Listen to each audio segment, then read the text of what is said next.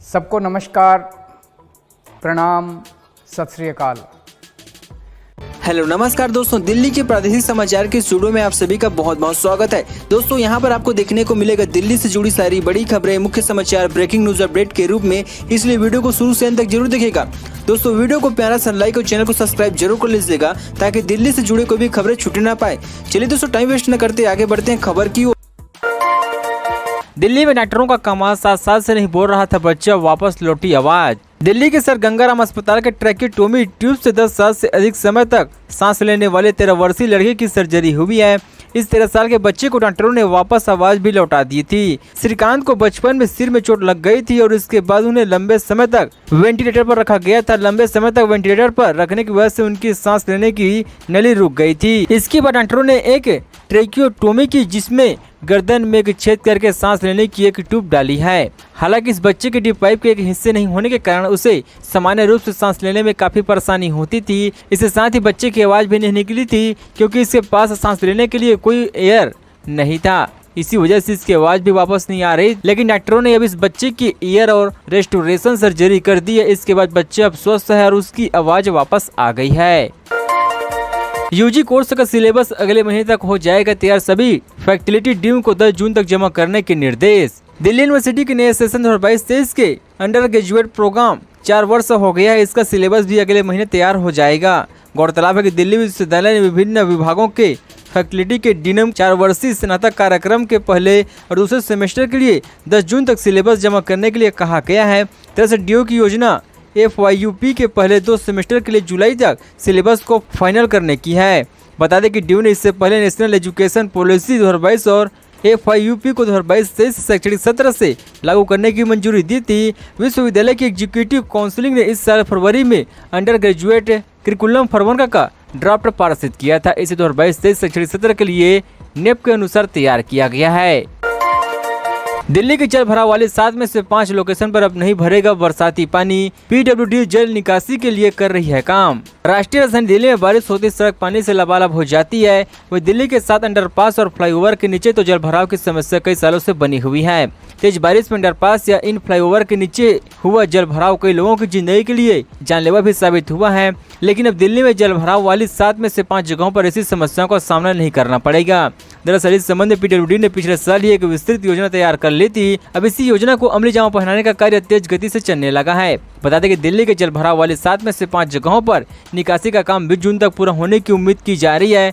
बाकी 2 जगहों पर भी अगले साल तक काम पूरा हो जाएगा। दिल्ली एयरपोर्ट पर विमान के पास खड़े पुशबैक वाहन में लगी आग, हवाई अड्डे पर मची अफरा तफरी। दिल्ली एयरपोर्ट पर शुक्रवार के शाम एक पुशबैक वाहन में आग लग गई है। इस आग पर तुरंत काबू पा लिया गया और इस घटना में कोई हताहत नहीं हुई है। जानकारी के दिल्ली एयरपोर्ट के एम्परर क्षेत्र में तकनीकी समस्या के कारण air India MTNC airport service की एक पुशबैक वाहन में आग लगी है। एम्परर क्षेत्र या टर्मिनल एयरपोर्ट का वह हिस्सा होता है जिसका उपयोग विमान को पार्किंग, रखरखाव, ईंधन भरने और लोड करने के लिए किए जाते हैं। खबरों के अनुसार पुशबैक वाहन में शाम करीब 5:20 में आग लग गई और इस आग पर 5 मिनट में काबू पा लिया गया। इस घटना का वीडियो भी वायरल होने लगा है, जिसमें पार्क किए गए विमान से कुछ दूरी खड़े पुशबैक वाहन को आग की लपटों ने घेर लिया और उसे बुझाने के दमकल कर्मी प्रयास कर रही हैं। आईएन के अनुसार दिल्ली एयरपोर्ट में कार्गो में कल 3 जून को शाम लगभग 5:25 में आग लगने की घटना जानकारी मिली। कार्गो में वे पुशबैक टोइंग वाहन में आग लगी थी। इसके तुरंत बाद दमकल कर्मी मौके पर बुलाया गया और आग पर पूरी तरह से काबू पा लिया गया। सीएम अरविंद केजरीवाल का ऐलान, दिल्ली में 15 अगस्त तक लगाए जाएंगे 500 तिरंगे। दिल्ली सरकार द्वारा आजादी के 75वें साल में पूरी दिल्ली में लगे 115 फीट ऊंची अमर तिरंगे के सम्मान में विशेष कार्यक्रम आयोजित किया गया है। इस कार्यक्रम में दिल्ली के मुख्यमंत्री अरविंद केजरीवाल ने एक बड़ी घोषणा की है। सीएम अरविंद केजरीवाल ने कहा कि हमने तय किया है कि हम 15 अगस्त तक दिल्ली में 500 तिरंगे लगाएंगे। फ्लैग कोड ऑफ इंडिया को सुनिश्चित करने के लिए प्रत्येक झंडे के लिए 5 सदस्यीय समिति बनाई जाएगी। कमेटी प्रत्येक रविवार को सुबह 10 बजे राष्ट्रीय गान गाने के लिए समितियों को ध्वज के स्थान पर अधिक से अधिक लोगों को इकट्ठा करेगी। सीएम ने कहा कि दिल्ली देश की राजधानी तो है ही, अब तिरंगे की राजधानी भी बन गई है। मेरा प्रस्ताव समितियों के लिए स्थानीय लोगों में प्रेरणा जगाने का है। एक बार वे 1000 युवा स्वयंसेवक को तैयार करते हैं। मैं समितियों को अपने निवास पर रात के खाने के लिए आमंत्रित करूंगा। ये स्वयंसेवक आप भाजपा या कांग्रेस के नहीं होंगे, वे भारत के स्वयंसेवक होंगे जो स्वयंसेवक सुनिश्चित करेंगे कि दिल्ली में कोई भूखा न सोए, हर बच्चा स्कूल जाए, कोई बीमार व्यक्ति चिकित्सा सुविधाओं से वंचित न रहे, कोई भी व्यक्ति बेघर न हो। पैसे के लेन देन में पहले युवक का काटा गला, फिर दम निकलने तक ईंट से मारते रहे आरोपी। दिल्ली के आदर्श नगर में एक 28 वर्षीय युवक की पीट कर बेरहमी से हताहत कर दी गई थी। ये घटना वहां लगे एक सीसीटीवी कैमरे में कैद हो गई। वही इस हत्याकांड का वीडियो देखकर हर किसी की रूह कांप रही है। दरअसल घटना के सीसीटीवी फुटेज में देखे जा रहे हैं कि कैसे आरोपी ने निशांत के साथ युवक का हताहत कर रहा है। आरोपी पहले युवक का ब्लेड से गला काट दिया, फिर बड़े बड़े पत्थरों से युवक को तब तक मारता रहा जब उसकी हताहत न हो चुकी। दिल्ली पुलिस ने बताया कि 3 जून को कॉल के जरिए सूचना मिली थी कि आदर्श नगर में एक युवक पर ब्लड से हमला किया गया है। सूचना के बाद पुलिस मौके पर पहुंची और घायल युवक को जगजीवन राम अस्पताल ले जाया गया, लेकिन यहाँ डॉक्टरों ने उसे मृत घोषित कर दिया गया। पुलिस ने बताया कि मृत की पहचान नरेंद्र उर्फ बंटी के तौर में हुई है। वह दिल्ली के आदर्श नगर पर घोषित बदमाश बताया जाता था। दिल्ली में प्रॉपर्टी की रजिस्ट्री करना होगा आसान, प्रक्रिया को बनाई जा रही है आसान। दिल्ली में प्रॉपर्टी की रजिस्ट्री करना हो जाएगा आसान। इससे पहले प्रॉपर्टी की रजिस्ट्री के लिए ड्रेंसियर तरीके से अपनाई जाती हैं, जिसमें काफी समय लग जाती हैं। कई बार लोगों को लंबी लाइनों में भी लगना पड़ता है, लेकिन अब दिल्ली सरकार आधुनिक तकनीकी के इस्तेमाल से प्रॉपर्टी रजिस्ट्रेशन की प्रक्रिया को और सरल आसान बनाने जा रही है। बता दें कि सब रजिस्ट्रेशन ऑफिस में बायोमेट्रिक स्कैनिंग, प्रमाणीकरण और क्यू मैनेजमेंट सिस्टम से रजिस्ट्रेशन किए जाएगा। इस संबंध में राजस्व मंत्री कैलाश गहलोत ने शुक्रवार को सब रजिस्ट्रार ऑफिस और SDM ऑफिस प्रति विहार का निरीक्षण किया है। ग्रेट नोएडा में चौंकाने वाली घटना, प्रेमिका ने प्रेमी को जहर देकर की हताहत, जाने पूरा मामला। नोएडा में 27 वर्षीय व्यक्ति ने हताहत की जांच में जुटी पुलिस ने उसकी 22 वर्षीय प्रेमिका और उसके भाइयों को मारपीट और युवक को जहर देकर हताहत करने के आरोप में गिरफ्तार किया गया है।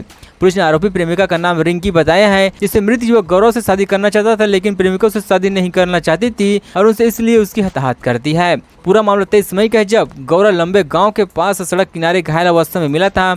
उसके बाद उसके पास के स्वास्थ्य केंद्र में ले जाया गया, जहां से उसे सफदरजंग अस्पताल रेफर किया गया था, लेकिन मृतक गौरव के परिजनों उसे कैलाश अस्पताल ले गए, जहां उसकी मृत्यु हो गई है। इसी घटना की जानकारी देते हुए DCP ग्रेट नोएडा मीनाक्षी कदलान ने बताया कि गौरव के पिता रतन पाल ने रिंकी के खिलाफ शिकायत दर्ज कराते हुए कहा कि उसका बेटा उससे मिलने गया था। जब मेरा बेटा ददरी पहुंचा तो रिंकी और अन्य लोगों ने उससे कोई जहरीली पदार्थ खिलाया। बाद में उससे इसके बारे में बताया गया।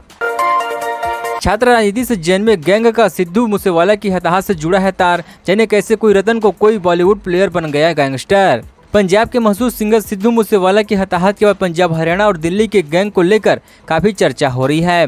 पंजाब पुलिस ने आशंका जताई कि लॉरेंस बिश्नोई गैंग ने हताहत किया है। अब कई राज्यों में active Lawrence Bishnoi gang, Tillu gang और गोगी गैंग खबरों में बने हुए हैं। तो हमें जानने का पता चल गया कि इसकी शुरुआत उग्र छात्र राजनीति से शुरू हुई है और देखते देखते इन क्राइम की लंबी चौड़ी फेहरिस्त तैयार हो गई है। अब इसी क्राइम के तौर पर सिद्धू मूसेवाला की हताहत से भी जुड़े बताई जा रही हैं। यह कहानी 2008 में शुरू होती है, जब हरियाणा के एक पूर्व पुलिस कांस्टेबल के बेटे लॉरेंस बिश्नोई एक भावी एथलीट राज्य ओपन एथलेटिक चैंपियन में 1500 मीटर दौड़ की तैयारी कर रहा था।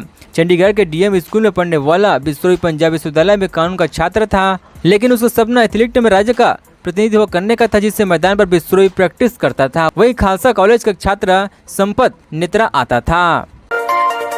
5 जून को सुबह 6 बजे से शुरू होगी मेट्रो सेवाएं, जानिए क्या है वजह। दिल्ली मेट्रो रविवार के दिन यानी 5 जून को अपनी सेवाएं सुबह 6 बजे से शुरू कर देगी। इसके पीछे की खास वजह यह है कि 5 जून को UPSC का प्री एग्जाम होने जा रही हैं। ऐसे में विद्यार्थियों को एग्जाम सेंटर पहुंचाने में किसी तरह की कोई दिक्कत ना हो, इसके लिए मेट्रो सेवा सुबह 6 बजे से शुरू कर दी जाएगी। हालांकि आम दिनों में रविवार के दिन मेट्रो की सेवाएं सुबह 8 बजे से शुरू होती है। दिल्ली मेट्रो रेल कॉर्पोरेशन इसके लिए ट्वीट करके जानकारी दी है। दरअसल फरवरी 2022 में केंद्रीय लोक सेवा आयोग ने प्री एग्जाम की घोषणा की थी। 5 जून को होने वाले इस एग्जाम में 861 पदों के लिए चयन होना है। सिविल सेवा परीक्षा हर साल 3 चरणों में आयोजित की जाती है, जिसमें प्रारंभिक परीक्षा, मुख्य परीक्षा और इंटरव्यू आयोजित किए जाते हैं। दिल्ली के भलसवा लैंडफील्ड साइट से उठ रहे धुएं के गुब्बारे, कल यहां लगी थी आग। दिल्ली के भलसवा लैंडफील्ड साइट पर कल आग लगने के कारण धुआं के गुब्बारे अभी भी उठ रही हैं। आसपास के लोगों ने बताया कि इस कारण से यहां रहना मुश्किल हो गया है। रहवासियों की माने तो उसकी आंखों में परेशानी हो रही है, यहाँ पर सांस लेने में मुश्किल हो रही है और गर्मी भी बढ़ गई है। लोगों ने यह भी बताया कि हर साल यहाँ अप्रैल से जून तक आग लगती है और कई बीमारियां भी फैलती हैं। हम चाहते हैं कि इस लैंडफील्ड को यहाँ से हटाया जाए। बता दें कि उत्तरी दिल्ली में स्थित भलसवा लैंडफील्ड साइट पर शुक्रवार दोपहर से आग लगी है। दमकल विभाग के अधिकारियों ने बताया कि उन्हें करीब 1:52 आग लगने की सूचना मिली और तत्काल 5 दमकल गाड़ियों को मौके पर रवाना किया गया। उन्होंने बताया कि आग पर काबू पा लिया गया है। इससे पहले 26 अप्रैल को भी भलसवा लैंडफील्ड स्थान में आग लग गई थी। इस साल पूर्वी दिल्ली में स्थित गाजीपुर लैंडफील्ड साइट में 5 बार आग लगने की घटना हुई है। 28 मार्च को वहां लगी आग पर काबू पाने में 50 घंटे से भी ज्यादा का समय लग गया था। दोस्तों खबरों का सिलसिला बस यहीं तक। दोस्तों वीडियो जानकारी आपको अच्छा लगा, वीडियो को अपना लाइक कीजिए। दोस्तों आप दिल्ली निवासी हमारे चैनल को सब्सक्राइब करते दिल्ली जुड़ी सारी बड़ी खबरें इस तरह से मिलते रहे। चलिए दोस्तों अगली वीडियो मिलते हैं। अपने जय हिंद जय भारत।